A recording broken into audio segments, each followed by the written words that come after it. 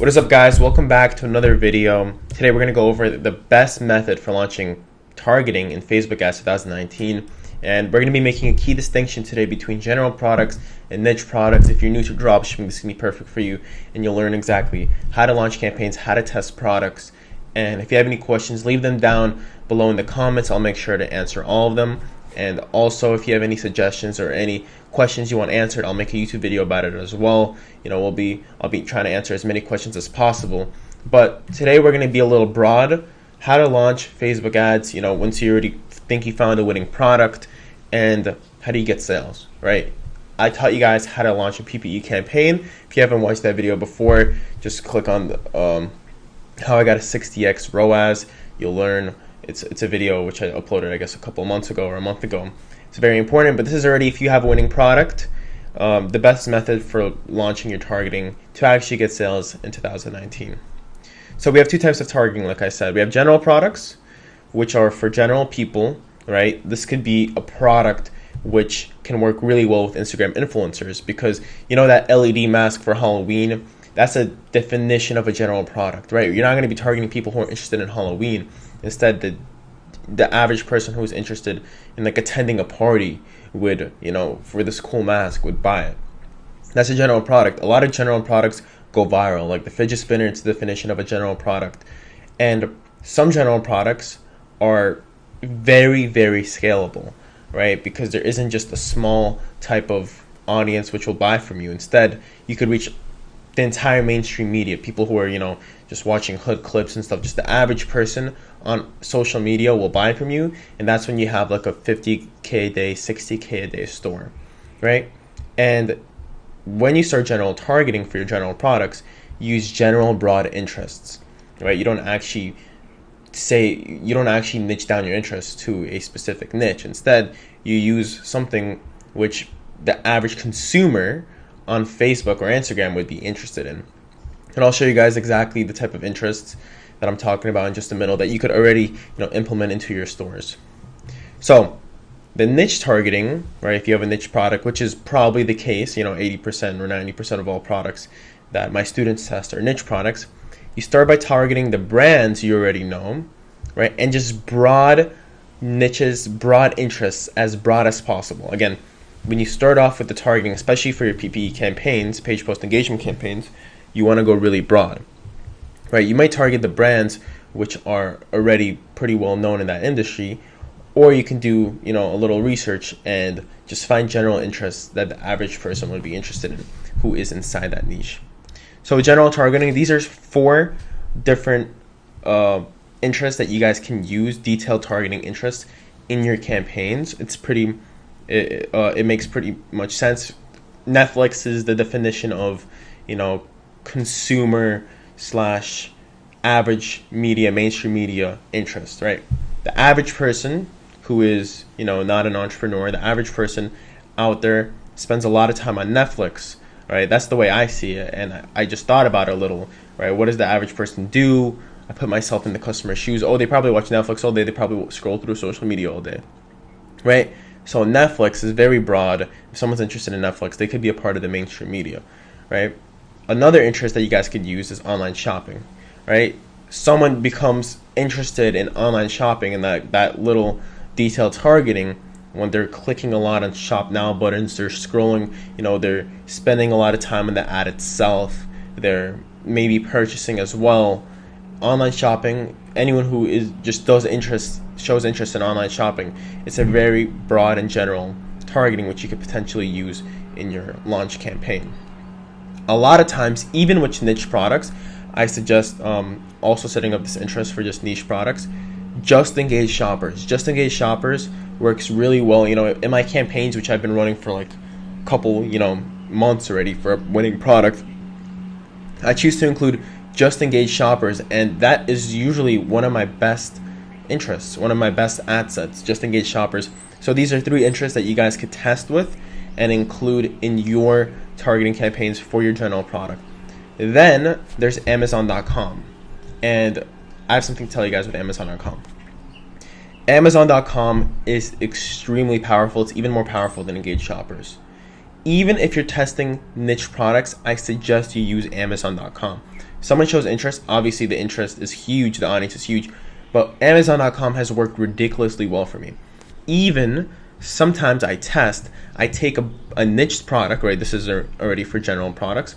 For a niche product, I take a niched product and I narrow it down by Amazon.com instead of narrowing it down by engaged shoppers. And that actually works really well. Of course, you got to test when you're testing interest. You got to test them with 0 factors. You got to test just the interest itself. But if you have a winning interest, right, which is getting you sales, it's a profitable interest, I suggest trying and narrowing it down by Amazon.com. Obviously, having your own ad set for just Amazon.com. And Amazon.com works ridiculously well for me. If it's a general product, you launch with just Amazon.com. But if it's a niched product, then if you have a winning interest, you narrow it down by Amazon.com. You narrow it down by engaged shoppers. You narrow it down by online shopping. All these work well. You're able to find different profitable audiences, right? You narrow it down by Netflix. But narrowing it down by Amazon.com actually works ridiculously well for me. So that's a little secret that I'm giving away to you guys in this video. With niche targeting, you actually sell niched products differently because you target specific people, specific brands, and specific audiences, right? This is where, lookalikes can become very powerful. But an example of a niche that you could just include the name of the niche in your targeting, it's fitness, beauty, babies, outdoors, pets, dogs, cats. Those are so broad, and it's good to go as broad as possible in your targeting because, based on that huge broad audience, you could create video view retargeting, you create lookalike audiences. And if you don't know your niche, all you have to do is just Google niche plus brands, right? And it works really well because you're able to find a bunch of different interests, keywords that you could throw into Facebook Ads Manager. And once you throw them in, those might be, profitable audiences. At the end of the day, all this is very important because you might have a winning product, right? You might be watching this video half-heartedly, but the product that you have in your Shopify store can be a winner. And all you need for a winning product is profitable ad sets. That's the only thing you're searching for, profitable audiences, right? Just because I gave you Amazon.com by itself as an ad set and you have a broad general product, or you have a product in general, or you have a somewhat winning store and you're already testing these broad niches, right? Where you don't know that you need to test broad niches. Regardless, if you follow what I'm saying, right, you test broad niches all the time for your winning product and you narrow them down by these general targeting,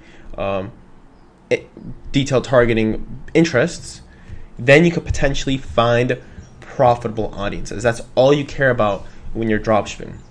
Now, I'm giving you guys food for thought. You could basically find more profitable audiences, more profitable assets for your stores, whether you're about to start them or you already have a profitable store. So make sure you write this down. These 4, I can't stress enough how important these 4 interests are. Plus the fact that when you start your new campaign, you want to go as broad as possible with your niche examples. Of course, if you're in the pet niche, you don't want to only target pets, right? You want to target dogs, cats, right? Puppies, broad interests. And then if one of them gets a sale, you might have a winning product. But then what do you do after that?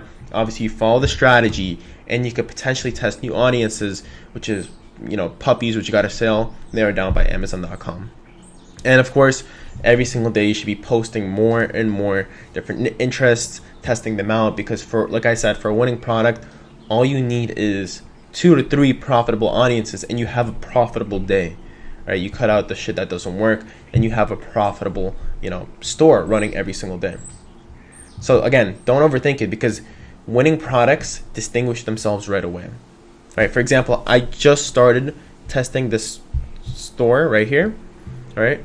And in my first day, actually, let's click on lifetime.